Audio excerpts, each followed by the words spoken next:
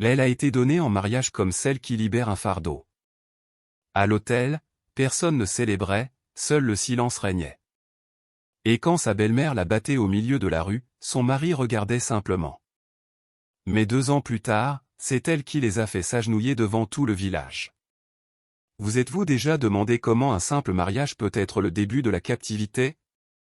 À Zungu, un village où le silence était la loi et l'honneur habillé d'arrogance, une jeune femme marchait lentement vers l'inconnu. Nalea est sortie de la Jeep sans fête, sans musique, sans fleurs.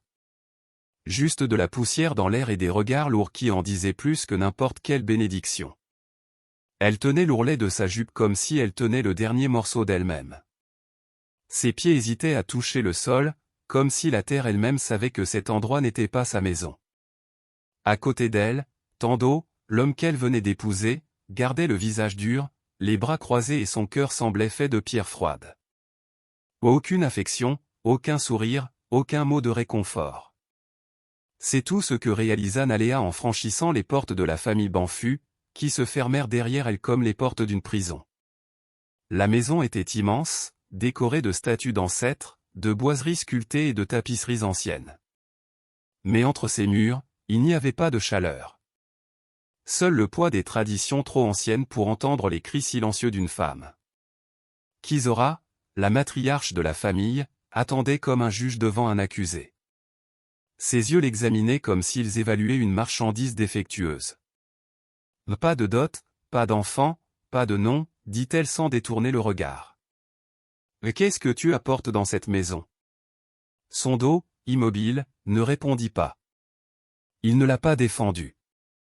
Il ne la regarda pas. Il murmura simplement, sèchement. « À partir d'aujourd'hui, obéis. Ne me fais pas honte. » Nalea prit une profonde inspiration. Une boule s'est formée dans sa gorge, mais elle n'a pas disparu. Le mariage qui était censé lui ouvrir des portes n'avait fait que fermer les fenêtres de sa liberté. Et même sans le savoir, en franchissant ce seuil, elle commençait non pas une nouvelle vie, mais le réveil d'une révolution silencieuse. Beaucoup de gens pensent que le silence est un signe de faiblesse. Mais dans de nombreuses cultures africaines, le silence est aussi un langage et parfois, c'est un cri. Dans le cas de Nalea, le silence était la seule arme qui lui restait. La vie à l'intérieur de la maison Banfu était faite d'ordre dur, de regards blessants et d'une absence de toute affection. Dès le premier jour, elle a été réduite à l'état d'ombre. Elle dormait par terre, mangeait seule après que tout le monde était rassasié et était traité comme quelqu'un qui devrait être reconnaissant d'exister. Les domestiques l'ignoraient, ses proches la méprisaient et son propre mari faisait comme si elle n'était pas là. Mais Nalea ne riposta pas. Elle n'a pas crié. Elle n'a pas pleuré. La douleur que j'ai ressentie était trop grande pour être exprimée par des mots. Et c'est dans ce vide qu'elle a construit sa force. Historiquement, le silence a été utilisé par les femmes opprimées comme un moyen de survie. Dans de nombreuses régions d'Afrique, notamment parmi les peuples bantous, il existe des documents oraux et des rituels qui montrent comment le silence féminin pouvait être porteur de significations profondes, respect des ancêtres, protestation voilée ou même préparation à quelque chose de plus grand. C'est un silence qui observe, apprend et attend. Nalea n'était pas faible. Elle attendait. Chaque humiliation, chaque gifle cachée, chaque mépris public était enregistré en elle comme une graine de mémoire. Elle savait qu'elle ne pouvait pas tout changer à ce moment-là, car dans cette maison, même pleurer était interdit. Selon les rapports de l'Organisation mondiale de la santé, environ une femme sur 3 dans le monde a subi une forme de violence physique ou psychologique au sein de son environnement domestique. Et dans les communautés traditionnelles où les femmes sont considérées comme la propriété de leur mari, cette violence est souvent normalisée. Le silence n'est donc pas un choix, c'est une question de survie. Mais ce que personne dans la famille Banfu ne réalisait, c'est que Nalea n'était pas une femme brisée. C'était une femme en formation. Son silence n'était pas vide. C'était une planification. Et quand une femme en silence commence à réfléchir, ce ne sont pas les pleurs qui viennent après. C'est l'avenir. Et l'avenir de Zungu était sur le point de changer mais personne ne le savait encore. Il existe un très vieux dicton dans certaines régions d'Afrique de l'Ouest qui dit « Le tambour que vous ignorez aujourd'hui peut être le son qui annonce votre chute demain ». Et cette phrase semble avoir été écrite pour l'histoire de Naléa. Pendant longtemps, elle a été humiliée, rabaissée et traitée comme un fardeau. Mais la vie a une curieuse façon de rendre ce qui a été semé parfois silencieusement, d'autres fois comme une tempête que personne ne voit venir. C'est le principe de ce que beaucoup appellent justice karmique, tout ce qui est fait revient, à un moment donné, d'une certaine manière. Dans la tradition spirituelle africaine, en particulier chez les peuples comme les Yoruba, on croit que les actions de chaque personne construisent un cycle d'énergie. La bonne énergie revient comme une bénédiction, la mauvaise énergie, comme la douleur. Et aucun rituel n'est nécessaire pour que cela se produise. La vie prend soin de redonner. Naléa n'a pas planifié de vengeance dans la colère. Elle n'a pas conspiré dans l'obscurité. Ce qu'elle a fait, c'est se renforcer. Alors que Kizora gaspillait sa force en insultes et que Tando se cachait derrière le silence, elle grandissait intérieurement. J'ai étudié, j'ai observé, j'ai rêvé. Et comme tout dans la vie, le cycle a tourné. La femme autrefois considérée comme inutile est revenue des années plus tard puissante, propriétaire d'entreprises, entourée d'avocats, de journalistes et d'alliés. Elle n'a pas élevé la voix, elle n'a pas cherché à se venger avec ses mains. Elle a juste apporté la vérité. Avec des documents, des preuves et de la dignité. Et c'est ainsi que ceux-là même qui l'ont blessée, sont tombés. La fière mère a perdu ses terres. Le mari indifférent a perdu le respect. La maison qui était un symbole d'oppression est devenue un champ de ruines. C'est l'essence de la justice qui ne crie pas, mais transforme. Une force qui n'a pas besoin de s'imposer, car elle arrive au bon moment comme la maturation d'un fruit ou la chute d'une feuille. Et quand il arrive, rien ne reste comme avant. Parfois, la force dont une personne a besoin ne vient pas de l'extérieur. Cela vient de ce qui est oublié à l'intérieur. Naléa a passé des années à être traitée comme personne d'autre. Mais c'est lorsqu'elle a trouvé une vieille boîte en bois, oubliée parmi les toiles d'araignée et la poussière, qu'elle a découvert qu'il ne s'agissait jamais d'une simple boîte comme les autres.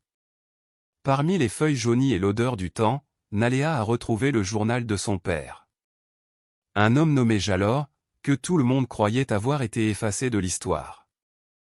Mais les pages révélaient une autre vérité, il avait été le chef d'un territoire puissant, propriétaire de terres précieuses, héritier d'un trône oublié.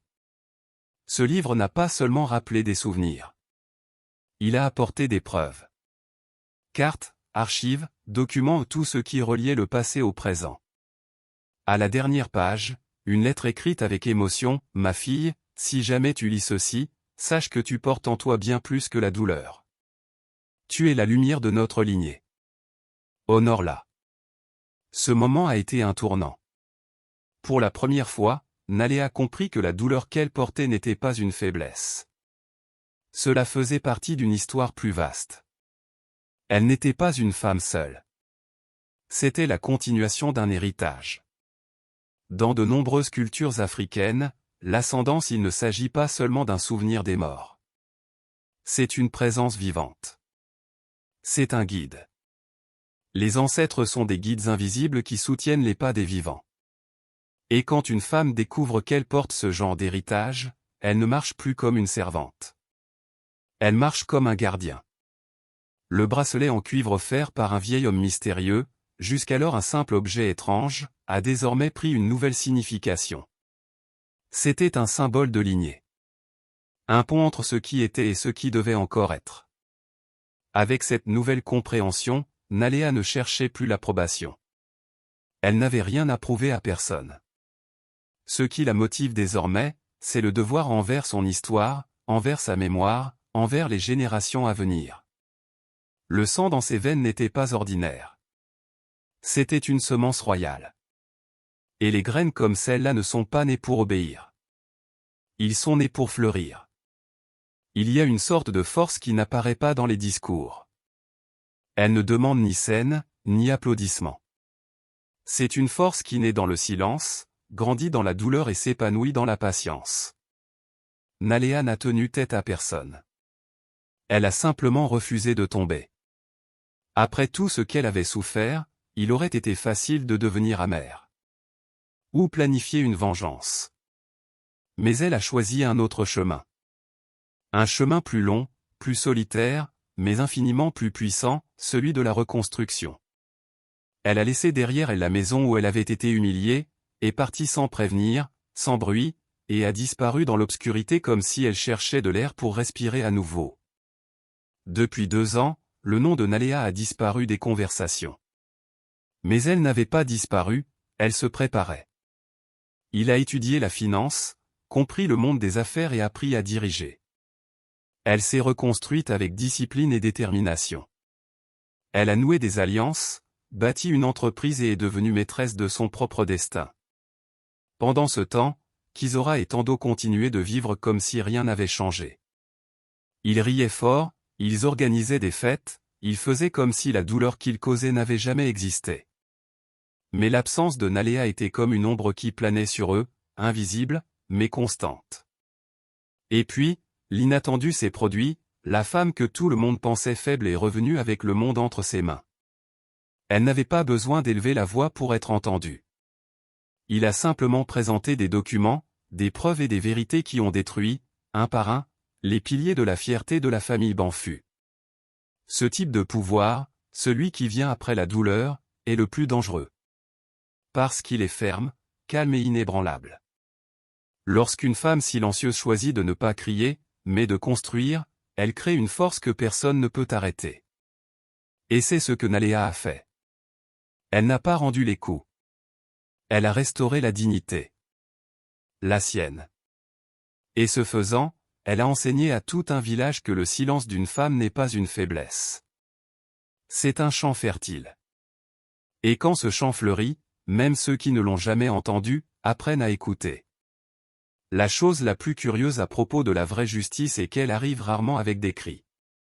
Cela arrive quand l'orgueil est distrait, quand personne ne croit que quelque chose va changer. Et c'est ainsi que Zungu vit ce qui semblait impossible se produire, la famille Banfu, qui pendant des années avait dirigé le village avec arrogance et oppression, tombait dans le silence. Naléa n'est pas revenue avec la vengeance dans les yeux. Il n'y avait aucune haine dans sa position. Juste la tranquillité d'esprit de quelqu'un qui a la vérité de son côté. Alors qu'elle sortait des voitures sombres avec ses alliés et ses avocats, elle n'avait pas besoin d'élever la voix. Les documents, les signatures et les preuves qu'il avait gardées secrets pendant si longtemps étaient suffisants. La femme autrefois ignorée était désormais à la tête d'une entreprise qui contrôlait les terres, les marchés et les droits légaux sur une partie de la région. Les mêmes terres qui, il y a des décennies, avaient été enlevées à sa famille. Le nom Jalor, jusque-là caché, revient en force, comme une racine qui perce le béton. En quelques jours, les avoirs de la famille Banfu ont été gelés. L'imposante maison a été mise en vente.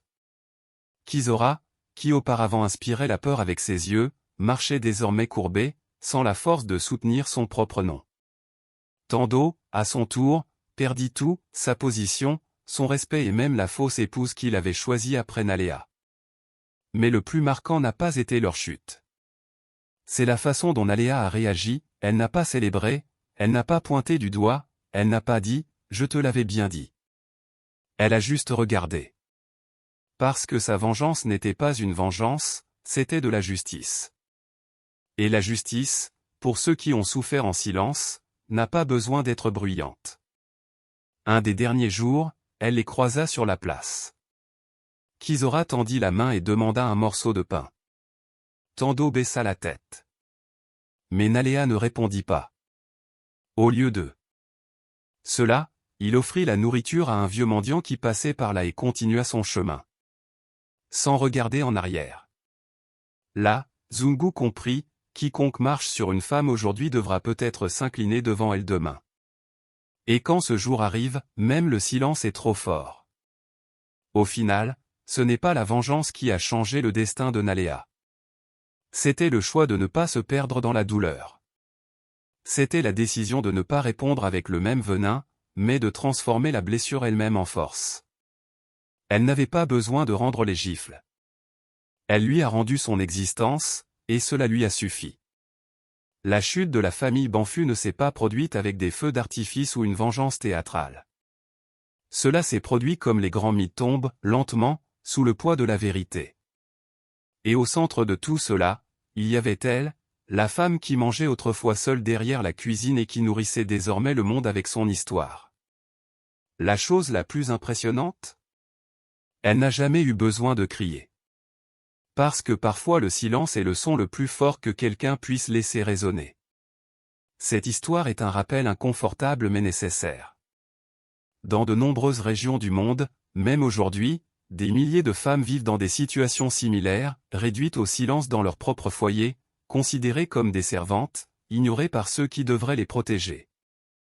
Selon les données de l'ONU, une femme sur 3 a subi des violences domestiques. Ce n'est pas de la fiction. C'est tous les jours. Mais en même temps, il est également vrai que des milliers d'entre eux se soulèvent. Non pas pour se venger, mais pour reconstruire. Enseigner que la douleur ne définit pas et que le respect ne se demande pas, il se mérite. Naléa n'est pas qu'un nom. Elle est un symbole. C'est un rappel vivant que personne ne connaît l'avenir d'une femme silencieuse. Car derrière un regard silencieux, il y a peut-être une révolution qui attend le bon moment pour naître. Et maintenant, je vous demande, combien de Naléa y a-t-il autour de vous, attendant d'être vues? Combien d'histoires grandissent en silence, loin des regards et des applaudissements? Pensez parce que la prochaine femme que vous ignorez, pourrait être celle qui un jour changera tout autour de vous sans que vous ayez à dire un seul mot.